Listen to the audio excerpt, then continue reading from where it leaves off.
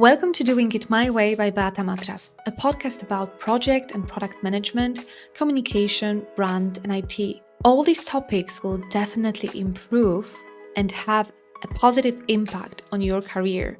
So join me today, subscribe, and expect a new episode every week. Thank you. Today, I'm joined by Anna Nojek, a UX and UI designer who believes in infusing touch of wizardy into every digital product, making technology accessible for both tech-savvy wizards and layman muggles alike. Anna, who's also an advocate for making sure each voice is equally listened, brings her passion for Harry Potter into her work, creating experiences that are both magical and user-centric. Anna, welcome to the show. Hey, Beata, thank you very much for having me here. As you said, I'm a big fan of Harry Potter, but I have like a great weakness for Frank Sinatra that you might not know. And when I saw the title of your podcast, I thought, okay, she got me. So I'm thrilled and I'm very happy to be here. Thank you. Oh, yeah, actually, thank you for mentioning that because My Way by Frank Sinatra is one of my favorite songs. And yeah, and I hope to sing it someday, maybe to a bigger Oh, audience. I love it. Anna, we've met at the conference, at the Sphere IT conference, and I had a pleasure to attend your session. And your story, especially the part about Aunt Grażyna and moving to a new company, really resonated with me. It was both inspiring and I think it came in the time when I really needed it the most. So I just wanted to thank you for that. And today we're going to dive into your journey, so those who missed the conference can get a dose of this inspiration too. yeah, thank you very much. And I hope that my Aunt Grażyna will not listen to that because she was not like a positive motivation, I would say. But yeah, she was a figure not to follow in my career path, I would say. And for those who hasn't listened this story, and I suppose that most of you haven't, then I just want to mention that, yeah, it was a story about Aunt Grażyna that spent 40 years in the company. She was not fond of, she was tired, she was disappointed with her job. And one day she told us, guys, I'm leaving, I will not work there anymore. And it turned out that she just retired. So yeah, it was this sparkle in my life when I realized I don't want to be there. I don't want to be like her. So yeah, that was the story.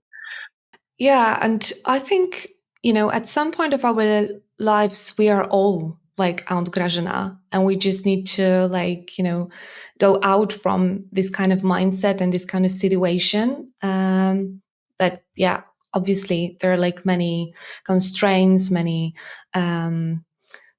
some I don't want to use the word excuses because I don't want to sound judgy and judge everyone like, oh, you don't do something about your life. Maybe you have the reasons for not doing or moving to a different company, but it's important to kind of remember about, I think, the fundamentals also, yeah, how the work actually is influencing our life and um our health also, yeah, because that's important. So, Anna, could you share with us what sparked your transition from a role and company you weren't fond of to finding your place in a company known for creating famous games like The Witcher? Yeah, sure. I would start with my reflection on what really makes us unhappy at work and what makes us unhappy in our lives. And I would say that most of the times these are relationships and interactions with other people, people who are important to us, but also people we are dependent on like for example, our managers that should support us, should give us some kind of guidance. And by managers, I also mean like leaders and heads and everybody who's like, over us and should give us some advices and help us to be successful on our career path. And very often it happens that those people are not supportive. They want us to be professional. They want us to be very good at what we do, but they don't give us a space for making mistakes. They don't give us space for learning. And because of this kind of people, we might feel very unsatisfied in our works. So that's one of the reasons why I realized that I didn't want to be in a place where I was, because I had this kind of manager in my life.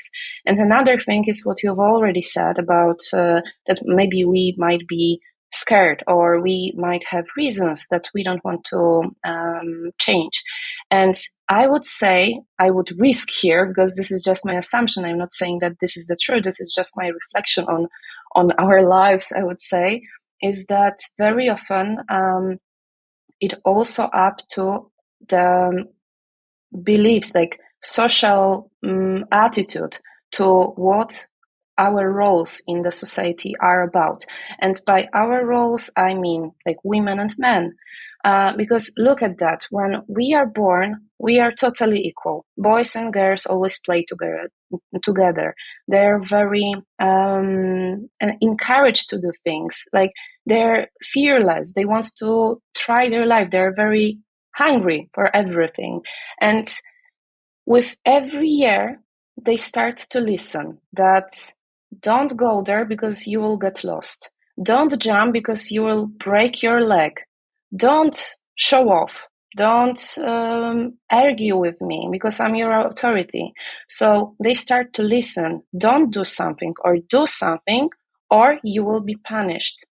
And that is one of the reasons in my mind that makes us afraid of changes. And those two factors, like those bad relationships with others, and also what people tell us to do or not to, like that what we shouldn't do, these are the reasons why I realized that I didn't want to follow this path, because I felt this is not my way. I wanted to be somewhere. I wanted to be someone. And I wanted to do good things. I wanted to use my skills, my knowledge, everything I know to make a world a better place. I know how it sounds, but in my previous life, I studied interior design, and in Poland, it's more like interior architecture. So it's all about how to build a space for people to make them happy, satisfied, but also successful in what they want to do. Because this is about social spaces, but this is also about our private life. So this is how the surrounding really affects people. And in my current job as UX designer, this is exactly what I do. These are different specializations, but these are like, they have very common roots. They have shared roots. And what sparkled this transition was my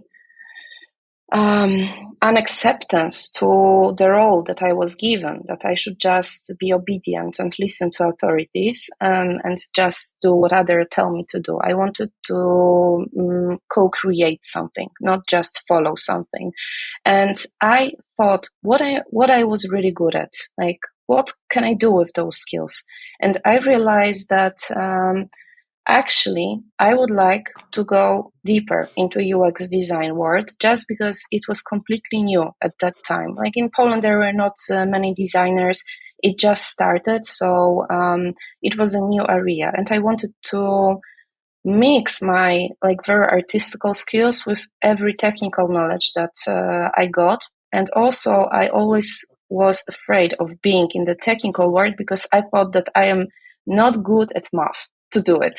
And UX was kind of mix of everything, and it gave me the space to dive deeper into this world. So yeah, why UX design? This is the answer, and why CD Projekt Red. I would say that when I was around 20, I read the Witcher books, and I was gone for like months, or I don't even know how. But then it was one of my beloved books until today. Of course, just after Harry Potter, as we said. But I read it, and then I played the game, the video game on PlayStation, The Witcher by CD Projekt Red. And I could spend hours just watching and playing. And I was so impressed by the immersive world that they created and how consistent it was with the books. And it was something special for me. I just realized that they created a world that was just in my head, in my mind when I read the books, and they just did it. And they made me able to be part of this world because I could do something, right? Because I could play with the character. And it was amazing. And I would never say that I would work in this company because back then I was in a completely different specialization, and I wouldn't think what I could really do in this company. But there was a moment when I started my UX bootcamp, and I had to go to Warsaw every few weeks for many months. And every time I went to Warsaw, at some point I just took the phone from my pocket, and I saw where I was just to make sure if I should take off the train right now. And it happened like 3 or 4 times that every time I did it, I was just passing CD Projekt Red studio. So it was something, it was like a destiny. And I realized that the word just tries to tell me something. And it was one of the moments. It was one of the moments when I realized that I should just read the signs. And also, my mother was in New York back then, and she started sending me some photos. And she sent me a huge poster from Times Square where I could see The Witcher in the biggest commercial streets in US. And I was so amazingly proud of it, even if I was not part of it. But it was kind of, I felt like I'm part of it, and I wanted to mix those signs that I saw. And when I already worked as UX designer in a different company, because CD Projekt is not my first one. I was fine. I was happy, but I was missing something, like this feeling of being hyped about something. And The Witcher was something that I was totally crazy about. So when I saw the job offer, I just got there. I just went there. I just said, I want to work here. And here I am. So I think that those were the signs, those were my expectations, my experiences, and also feeling that I want to be part of something that is part of myself. So The Witcher is part of myself. I even have a tattoo on my back with The Witcher, and I did it like many, many years ago, years before I got to this company. So it means something. Yeah, definitely. But I can relate. When I was a teenager, I also was hiding myself in the library and reading Witcher. And I think I wrote this book like few times, and with the Netflix series and so on. I never played the game. Maybe I should try. But yeah, but it was just amazing how detailed this word that Andrzej Sapkowski described was, and like how he created something completely like a new world. Yeah, like it almost, you could almost feel like it exists. Yeah. So I'm happy to hear that CD Projekt Red did a good job by moving this from the books to the game space. I want to come back to the topic of your transition because it must have had some challenges. Definitely, there were challenges. So, what were these challenges and strategies that you used to navigate your way through the transition period? Mm. Yes, of course. It was not just, 1 month when I thought that I want to be UX designer in CD Projekt Red, and I just got there. It was a road, and I would say that I had to learn to be patient. And I have these characteristics. This is my trait by birth, that I'm super spontaneous and I don't like waiting. Like, this is the worst thing that could happen to me, that I have to wait for something. I even got this kind of test about personalities, and I learned that first I act, then I say sorry that I did something. I just had to do something. And with this transition and with changing the role, it's not like doing, it's also waiting for effects. And patience in this position, this profession, is very important, because sometimes you have to wait until you see the results. Sometimes you have to wait until you see that you cope well with your team and they understand your role and you understand them, and so on. So yeah, I think that this is the patience, understanding that transition and doing something new is a process, and this process takes time. And then also, one of the things that I had, like my strategies that I would call them, was that I knew that I have to be open to constant learning, because our world, our profession changes every month. I would say, I won't say every day, because that would be overrated, but every month we have something new. And if you don't know what's happening around you, then you will be off. You will be just out of it. And I knew that I have to learn.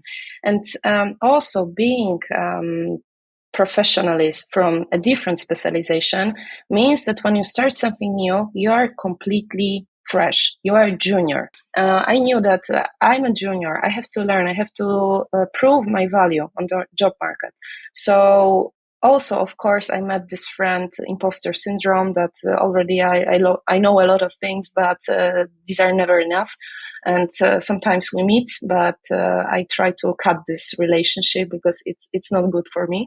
However, yeah, sometimes it happens that I feel like I have to constantly continue learning, and reading and knowing new things, just because otherwise I will be off. So sometimes it's this fear. However, what I also learned, and what really gave me self consciousness and self awareness and so on, was asking for feedback. Every time I did something, I just knew that I have to see how it impacts the environment, other people, and so on. So I just asked people for honest feedback about my work, and it helped me to develop. So it was very, very important. And I would not say that I'm finished, that I'm done, because I still have areas to develop. And this is why I still have these sparkles of motivation to get new things and learn new things. But every day I try to remember that I also have to be grateful for all the work that I did. And sometimes it's very difficult. I can say from our previous conversation that you also said that sometimes you push yourself too much. And I think that this is something shared for ambitious people, that we try to be far that we actually are able at the moment. And sometimes I also forget about it and forgot about it in the past. And now I try to feel gratitude. And sometimes just to make a step back, or just stand and think, okay, what I did, what can I still do? But maybe I just need some time to reflect on what is around me. And this is also something very important and very, very helpful in our profession, in my profession, just to think and make retrospectives about our work. Yeah, you mentioned very important topic like patience, continuous learning, getting feedback, and like receiving feedback. This is difficult. Being grateful, and thinking strategically and doing the retrospective, yeah, because Yes. that's also a very important part. Um, and what I wanted to say, it sounds very like, fundamental and easy, but it's not, definitely. So like, do you have like any specific strategies, for example, for gratitude or for, retrospectives, or you like, do you have any kind of tips how to do that? Well, I think that once I heard that if you get any positive opinions about yourself, or somebody tells you something nice, just try to remember it. And it's not only that you have to put it in your mind and try to get back to it when you need it, but you can even write it down, you can print it, and you can put it to kind of a pot. And when you feel down, you can just take one card, one post-it, or however it is written, and read it. And this makes you, or might make you feel that, okay, today I might feel bad, but the other day I was super professional. I was super successful at what I did. So this is one of the things. And I don't have a pot. I have a folder on my computer. So if I get any kind of feedback, I just write it there. And it also works for negative feedback. When, for example, because I'm also a UX trainer. So when I have my classes, I get feedback after each class. And before the next one, I always read this feedback, and I feed myself with the positive one first, because this is just to feel, okay, I'm doing a good job. But then when I'm already in a very good mood, I read what I did bad, what I could do better. And it keeps my head open, because I'm already aware that I'm doing fine, but I can improve. And this is a strategy that I learned from another trainer during one of the courses that I took some months ago. She said that first I feed myself with the positive things, and then I just go to the negative ones, because I'm already secured. I already have the power to take it and eat it. And yeah, this is the strategy for, I think, your question. Yeah, it was about the gratitude. And have you heard? Have you asked about something else? Yeah, I asked about gratitude and retrospective, because that's also very often, omitted. We don't have time. We don't usually have time to like look back and think like, oh, maybe I should improve this or that. So yeah. Yeah, I think that what I said is partially the answer for both questions.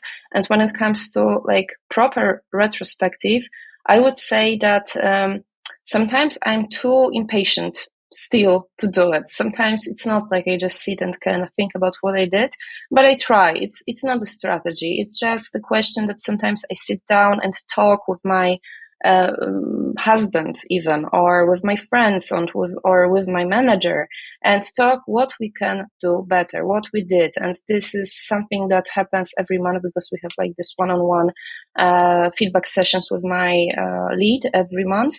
And we talk about it, like what you did right, what you did wrong, and what you can improve. And also, I have this space to say it from my perspective as well. So it helps a lot, just asking for feedback and just asking for support when you need it. So yeah, this is my strategy, which is not a strategy, I would say. Yeah, it's like a common sense to actually book some time and sit with the manager or mentor, or even your teammates, to get the feedback and think about what should be improved. And if we come back to the topic of UX, or move to the topic of UX, we spoke about The Witcher, which is like a flagship title of CD Projekt Red. And how does UX contribute to enhancing these fantastical experiences we talked about for gamers around the globe? UX itself. Well, I would first say that it's not only like people who work with UX specifically. First, we have to think about all the people that work in CD Projekt Red, because Reds are crazy about what they do, and they just love it. It was my first impression when I had my meetings with the team, when I wanted to get to know them, or all the stakeholders, artists and developers I was about to work with. And they always take voice of gamers into consideration. They want to create a wonderful world because they are also the players. This is yeah, sometimes it shouldn't be like this, that users are also creators, but in somehow they are also the users, because they are also the gamers. And they try to create a world that they also want to be part of. And they ask questions. They see how our gamers interact with our games. We have UX researchers. We have UX designers, UI designers. We have people who just specifically focus on the gamer's experience. But also, I feel like Reds, so the people from Reds, they are just extremely motivated to do things to provide the best quality for our product, because this is not just working. This is kind of mission to create wonderful experiences for the world, for people from around the globe. Every time we have any kind of social meetings, like with people around the country, or sometimes even from different countries, so all the people who work in our company, I can see this energy. They when I work in different companies, I had a feeling that, okay, it's fine, we have nice time together, but it was very hard to see this extremely enthusiasm about the product. And here there is this enthusiasm. This is the motivation and inspiration. And I feel like it also contributes to the UX designer of our game, because we just care. And this is wonderful, because we care and we want to provide the best possible solution for the world. So if you feel that you are part of a whole, you feel that your work matters, and it makes impact on the final product, it's very motivating. And I feel like this is the reflection, or this is the feelings, those are the feelings that we might feel as the workers of CD Projekt Red. Wow, that's amazing to hear, like that you're so engaged and mission driven, because I think it just makes our work more fun and more Mm-hmm. pleasant. And if you're working on something that you genuinely like, or even like I would say like love, yeah, it's just, even if you're tired, it's a different way of feeling this being tired, because you're not like drained, you're like energized, That's true. and proud a little bit. Yeah. And So sorry, I just want to add here that also it helps to be consistent, because a very great problem of many products is lack of consistency. When you have a lot of people working in different departments, different teams, at some point it's very difficult to share the same goal, the same mission, the same values, and so on. And when you know what it is all about, that you all create one whole, then you are able to provide consistency. And it's very important in UX, because it provides smooth, immersive experience for the gamers, I would say. I can agree. And how do you approach designing for, a diverse audience with different levels of technology knowledge? Well, it all starts with interviews, observations, studies, and doing research. after that I do tests. So what I mean by this is that I observe if solutions that I provide are understandable for various groups of users in our company, and I create personas, proto-personas, sometimes just focus groups. I group skills of people I talk with. I search for common grounds. So what is the shared thing for them? What is specific for some kind of group? We also have this term of power user. So we know that these people are more technical, and that we should focus on different skills of those people, or different knowledge of those people. And what is very important is that I never assume that something should be understandable for somebody, for everybody. There is one cognitive bias that is very important here, and I also am aware of it, is curse of knowledge. It's a tendency of our brain to forget that our audience doesn't share same background. So as the result, sometimes we talk in a different, like in a jargon. We use specific technical words that is only used in our team or in our surrounding, and we forget that people just don't understand. They might be lost. So I would say that I don't do it, and at least I'm trying not to do it. Sometimes maybe it happens, but yes, I feel like it all starts with the research and knowing who you work for. And in my case, just to clarify that, is that I work for artists and developers within the studio. So these are like, there are tech savviness that is differentiated between those. And I just always try to learn about them before I make assumptions or a hypothesis. So it's all about knowing who you work for, I would say. Yeah, knowing your user, knowing who you work with also. And I wanted to touch the topic of kind of unforgivable spells in design. And here I'm referring to the bad practices and unethical design. Could you elaborate on some common pitfalls of UX design that you strive to avoid and why? Yes, it's dark magic, I would say, just because in UX it's called dark patterns. And dark patterns are practices in UX that are kind of manipulation. So the product manipulate users into making decisions that are beneficial for the company, but not necessarily for the users. And I try to avoid it because this is doing something wrong. This is doing something that you don't want to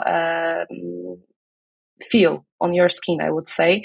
And I avoid it by thinking of how I want to be treated, and just reflect it and making sure that others don't feel this way as well. So why are those practices or patterns bad? Because they don't support users' goal. They block users from a smooth and immersive experience. Sometimes they make users feel insecure or angry or demotivated and so on, because they might cause extra time that the user spend on doing something, or extra costs. And this is the worst thing, that one of the common dark pattern is kind of hidden costs. So this involves adding unexpected charges at the final stage of the purchase process after the user has committed to buying. And this hidden cost can include shipping fees, taxes, and other additional expenses that were not clearly communicated upfront. So we think that we'll pay, $5, and instead we are made paying 10 or something like this. So you think you just buy something in extra price, and after 5 minutes of choosing all parameters, shipping methods, payment methods, etc., it turns out that you need to pay more. This is a nightmare, and this is very frustrating at the end of the chain. And some of users will do it, others won't. But this is something that shouldn't be done. We should always be transparent about what we want users to do, and also what are the costs of our products, and that's it. Then we have subscription traps, because this is very easy to sign for the subscriptions, and sometimes when you are bombed, when you're overwhelmed with all the emails from different companies, you just want to switch it off, and then you try to unsubscribe. And very often it happens that there is no way, because you have to go to the website, find a way where you can unsubscribe, but then you have no idea where to do it, where to go, and so on. So this is also very, very bad. And a third one, I would say, it is like sneak into basket. This is a pattern that involves automatically adding products or services to the user's shopping cart without their explicit consent, so without their knowledge. For example, an additional service or insurance might not be pre-selected and included in the cart during the online shopping process. And in this case, I think about all the cheap flight companies that we have here in Europe, that sometimes you want just to buy a flight, but then you have to carefully go checkbox after checkbox to see if they don't try to, for example, give you something additional that they already checked for you. So yeah, this is a perfect example of this. And how to avoid it, I think, thinking about user flow, so about the goal of the user. And if our actions, our extra things that we want to push to the user experience overlap this flow and make it inconsistent, or this is not smooth anymore, this is the moment when we should say stop. And we have to think about what user wants to achieve. Is it simple to be done? Isn't it interfere with something he or she doesn't want? And also, it's very easy for UX designers to be like this, but we have to be persistent with this knowledge and with this attitude when it comes to our companies. Because when we work in, for example, e-commerces, we might be asked to do something that is not ethical from the user point of view. So we have to remember how it might end up with the user experience, that people don't want to interact with products that they don't trust. And a great help for the designers here is also thinking about Nielsen heuristics. These are principles of interaction of a human with a computer. So everything that we have to think about when it comes to creating an experience. And when we are sure that each of those points are checked, then we are fine. If we see that there is a risk that something is not right, then we should think about it, maybe talk with right people and so on. It is just that we are advocates of a good experience, and we are advocates of people's, I would say, emotions when it comes to interaction with our product. So if we want to do our job right, we have to think about those emotions.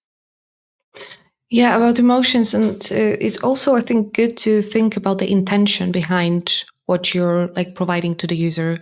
What is the intention? And as you mentioned before, how I want to be treated. Yeah, this is a very important question to actually ask yourself when you're either like work as a UX designer or a product manager, project manager, whatever the role you're having. I think it's good to come back to the roots and think about the intentions, and if we would like to experience something like that, like some unethical practices. If we want to be manipulated by something, like, Imperial Curse in Harry Potter, we don't want to be forced to do things, and we shouldn't force people to do things that are beneficial for us. We can ask them, we can try to make the experience as smooth as possible, and then make them choose if they want something additional, but not just in the middle of the experience or something like this. So yeah, never manipulate the people. And UX often involves a lot of collaboration with different team members, a lot of input from different team members with different skill set, with different experiences. How do you convince or like communicate the importance of a conscious design process within your team and beyond? That's a tricky one. As you said, I communicate the importance of a conscious design process. So I just try to communicate that.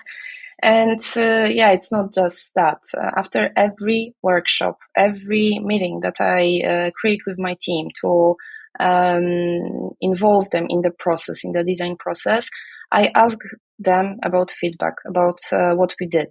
So how they feel about this workshop, what they took from it, what they didn't like, and so on. And thanks to that, I must say that they feel more involved in the process. They stay more motivated because they see that their voice is important to me and it matters. And thanks to that, they see that the UX design is not only about creating interfaces. It's also about how we create it all together. So I adjust processes to the team because it's never a good way just to follow the process without thinking about how it impacts our team and our colleagues. So with this feedback, I adjust the process and make it work for the team. And all this process of communicating that it's important, that UX is important for our product, doesn't happen at once. At least never did in my case from the very beginning. Because first we have to know who we work with, so know the team, and no matter where and with whom I worked, I had to first had the trust between us.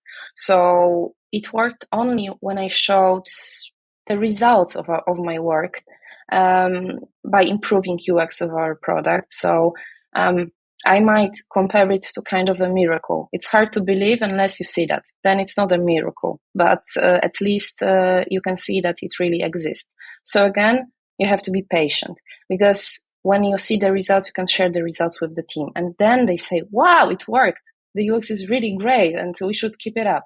So sometimes it's all about like communicating with the team, also their needs. So what do you need from me and how can I adjust the process so you might feel more involved, or maybe you don't want it. So it's always thinking about the team in the first place when you create anything. So it's not thinking only about the final experience. It's thinking about how people react and how your work impact their work. But it also like might be difficult to kind of even like explain or elaborate what is behind the design and why you want to create it this way, especially for technical specialists, to developers, to architects, because they are focused, like they are specialists, for example, in one area, and you're like more about the design, but you also need to have some knowledge about the technical. And like this relationship can be challenging. Like, do you have any tips how to like foster this collaboration, how to like create the alignment between the design and technical teams? You're completely right, and I also faced it in my team. So sometimes you just don't speak the same language. It's normal because designers and developers very often are from totally different backgrounds. So one of the things that I would suggest here and recommend to be done in the team when you, as a UX designer, work in the developers team is to create kind of a meeting of synchronization. So I call it Dev Design Synchro. And we meet every 2 weeks and I share what I did with them. And also I ask them if there is any kind of technical constraint or anything that happens that might affect my results of working. So we talk about what we do, and it's not only about doing dailies, because these are completely different kind of intention standing behind those meetings. And during this design dev synchro, it's more about where we are, how our work overlap one another. And another thing is that when I see that something is wrong, that we might not understand each other, that maybe something is not said, but we have completely different ideas about how to do something, it's also very often just a simple old conversation. So sometimes you just have to talk to the person you might have a problem with. And I had this situation. This is not like I always know what to do and how to talk with people.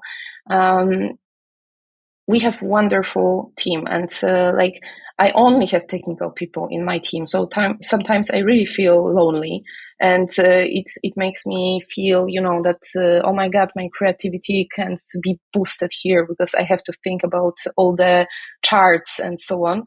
But sometimes it's just a question of asking, hey, how are you? I felt that during the meeting that you didn't like the idea or something. Maybe it's not about the idea. Maybe it's about just a human factor that somebody doesn't feel well.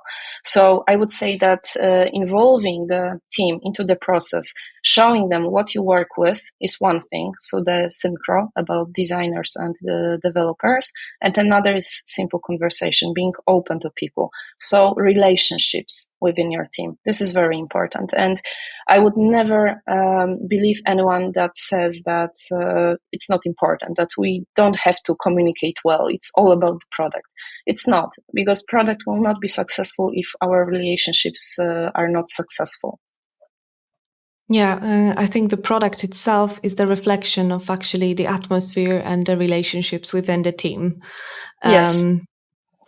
Yeah. And also, but also very important is just trust, because if we don't trust our team and we want to do everything by ourselves, and we don't know how to like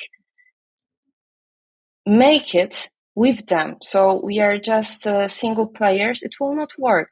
We just have to have trust for each other. And with that, we can, as you said, the product is a reflection of our relations. So if we have no trust, then the user won't trust our product because it will not be consistent, it will not work. So I would say trust the team and trust yourself, and know how to delegate your tasks to other people as well. We spoke a lot about trust, relationship, collaboration, and also some technical difficulties or challenges within the UX design. But for those aspiring to enter the field of UX, particularly in the game dev industry, what advice would you offer? I would say game dev or any other space. I will just share something that somebody told me some time ago, maybe years ago, or maybe it will never be said, and maybe it's just in my mind. But I feel like somebody told me that. So imagine where you want to be, and just go there. Treat it as a destination of your journey. You might choose different roads, but there is one destination ahead of you. And it's all about being consistent with where we want to be. And what do I mean by that? Is that you might think what you are good at, where your skills can be beneficial, what you can develop, who you can talk to, who can guide you. You can find a mentor. And if you have one right now, enjoy the process, because with the mentor, with the right person who can guide your career path, it really can happen. It really can be successful. And I just must tell you something about a book that I just read, because it's crucial here. I think that this is something that really have to be said. It's a book that is called Medicus, and it was recommended to me by a person I met in Morocco where I went for surfing. We were both seeking for some clarity in our lives. It was like a few months ago. And she said, you must read Medicus, you will love it. And I read it in a week, and it was It was amazing. It was about a man who had quite good life, but was missing something.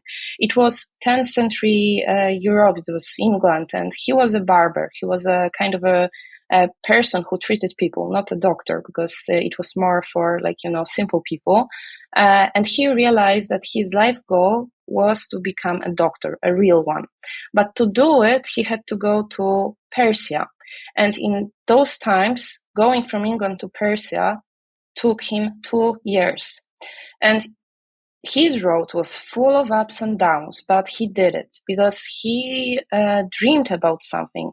And everything he did for the reason. And you have to work and not wait until it happens by itself.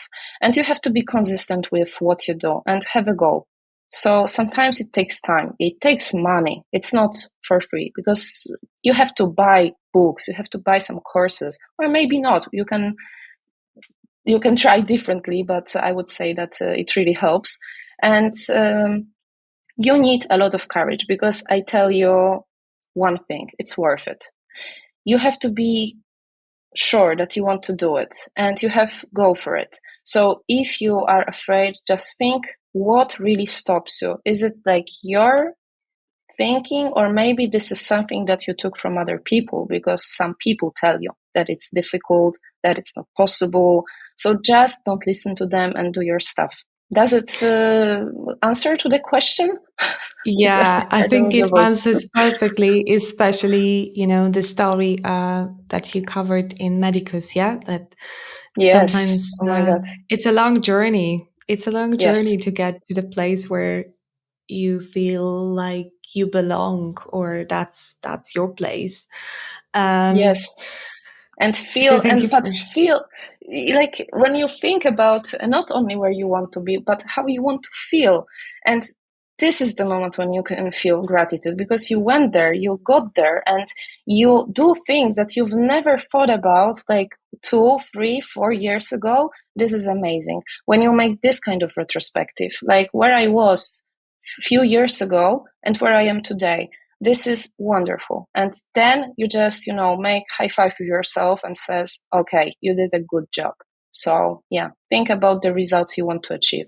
yeah, the results and as you mentioned, the feelings Yeah. and everything all around.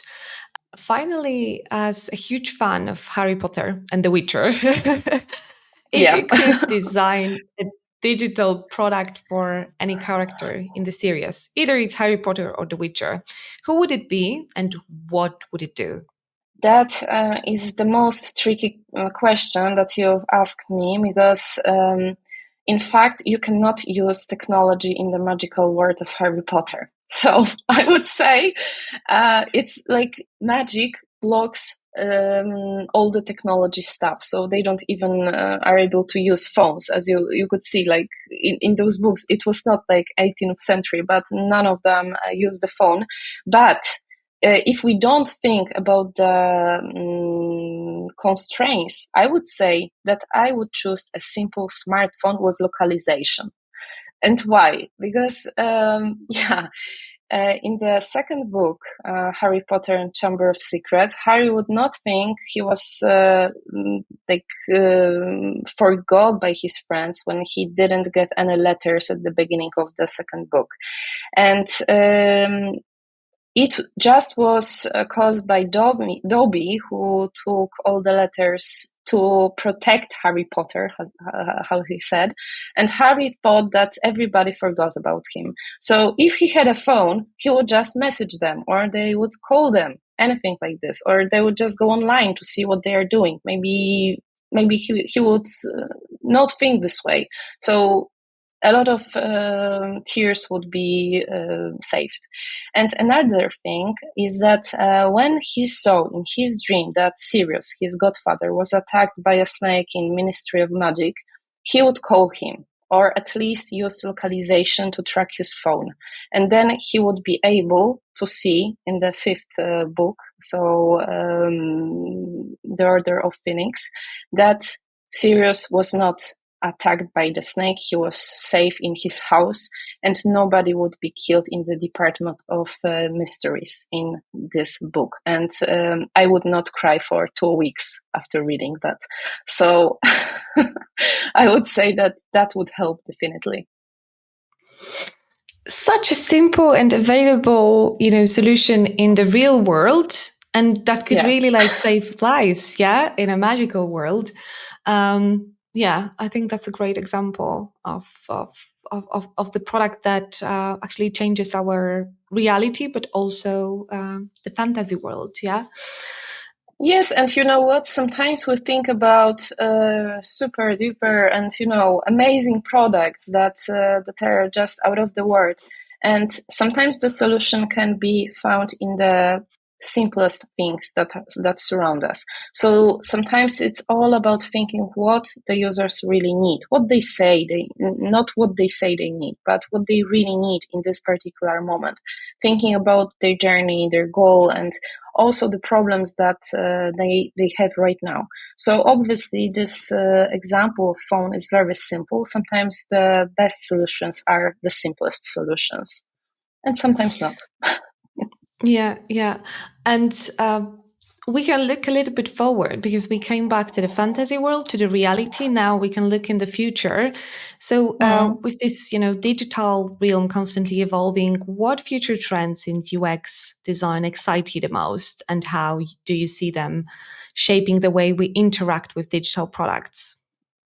I feel like one of the important things here, and it will not be anything new, is how artificial intelligence will develop. Because a lot of people were so scared last years when they heard that AI is, on the board, and now it's all like we calm down. That's a wonderful moment when we really can take advantages of using AI, and it really helps a lot.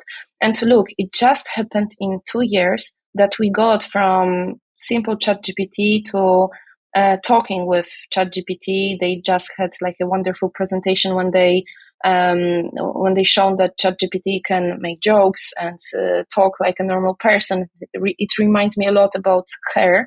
It was a movie with Joaquin Phoenix. So if you haven't watched it, it's a wonderful example how AI might develop, but it was a negative at the end.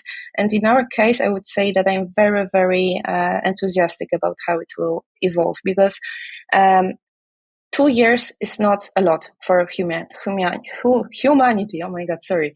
And think about how it can look like in 50 years. And also we have like Vision Pro that we can interact with our surrounding as we are surrounded by things, but it's all in kind of glasses.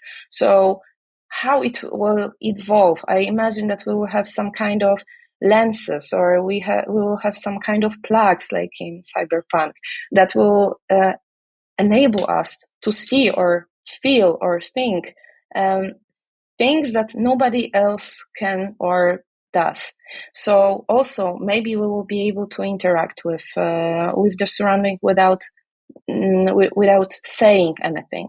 Maybe it will all happen in our minds. And I'm very, very, like, it's not only my imagination. I feel like we are going in this direction. And it's very enthusiastic because we will feel like kind of magicians or wizards, because we will be able to control surrounding without even doing gestures, or maybe with gestures, but like, like winging with the wand.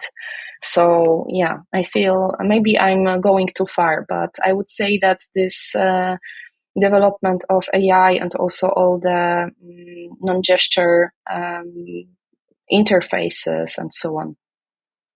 Yeah, AI feels a little bit like magic, to be honest. But as we can remember from Harry Potter books, there are some, responsibilities coming with the magic, and Yeah. we need to like really work on our character and know the values and the threats and everything in between to use this magic responsibly, with responsibility and ethics, I believe. Yeah. Yes, and it's all about ethics. It's all about the intention. As we just said, We have magic and we have dark magic. We can use magic against people, but we can also use magic for people.